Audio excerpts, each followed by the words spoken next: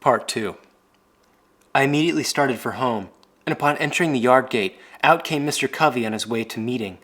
He spoke to me very kindly, made me drive the pigs from a lot nearby, and passed on toward the church.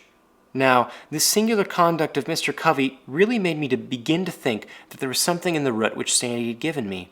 And had been on any other day than Sunday, I could have attributed the conduct to no other cause than the influence of that root.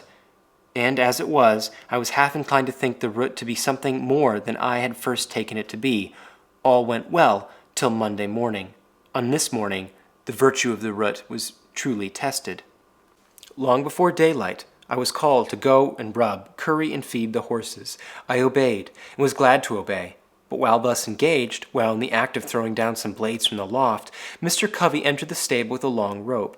And just as I was half out of the loft, he caught hold of my legs and was about tying me. As soon as I found what he was up to, I gave a sudden spring, and as I did so, he, holding on to my legs, was brought sprawling to the stable floor. Mr. Covey seemed now to think he had me, and could do what he pleased, but at this moment, from whence came the spirit I don't know, I resolved to fight. And, suiting my action to the resolution, I seized Covey hard by the throat, and as I did so, I rose. He held on to me, and I to him. My resistance was so entirely unexpected that Covey seemed taken all aback. He trembled like a leaf.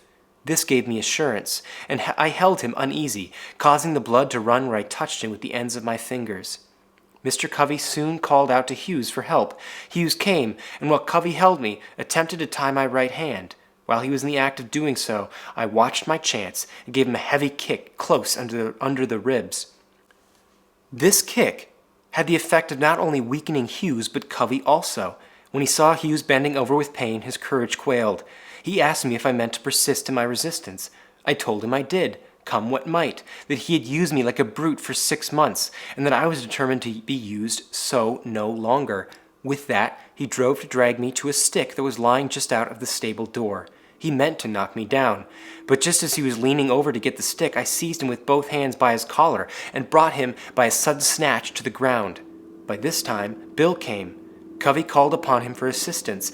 Bill wanted to know what he could do. Covey said, "Take hold of him, take hold of him." Bill said his master hired him out to work, not to help whip me, so he left Covey and myself to fight our own battle out. We were at it for nearly 2 hours.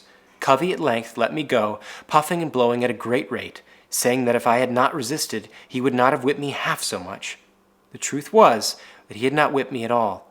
I considered him getting entirely the worst end of the bargain, for he had drawn no blood from me, but I had from him. The whole 6 months afterward that I spent with Mr. Covey, he never laid the weight of his finger upon me in anger. He would occasionally say he didn't want to get a hold of me again. No, thought I, you need not, for you will come off worse than you did before.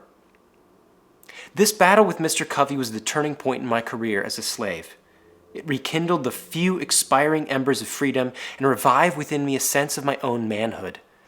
It recalled the departing self-confidence and inspired me again with determination to be free. The gratification afforded by the triumph was a full compensation for whatever else might follow, even death itself. He only can understand the deep satisfaction which I experienced, who has himself repelled by force the bloody arm of slavery. I felt as I never felt before. It was glorious resurrection from the tomb of slavery to the heaven of freedom. My long-crushed spirit rose, cowardice departed, bold defiance took its place, and I now resolved that, however long I might remain a slave in form, the day had passed forever when I could be a slave in fact.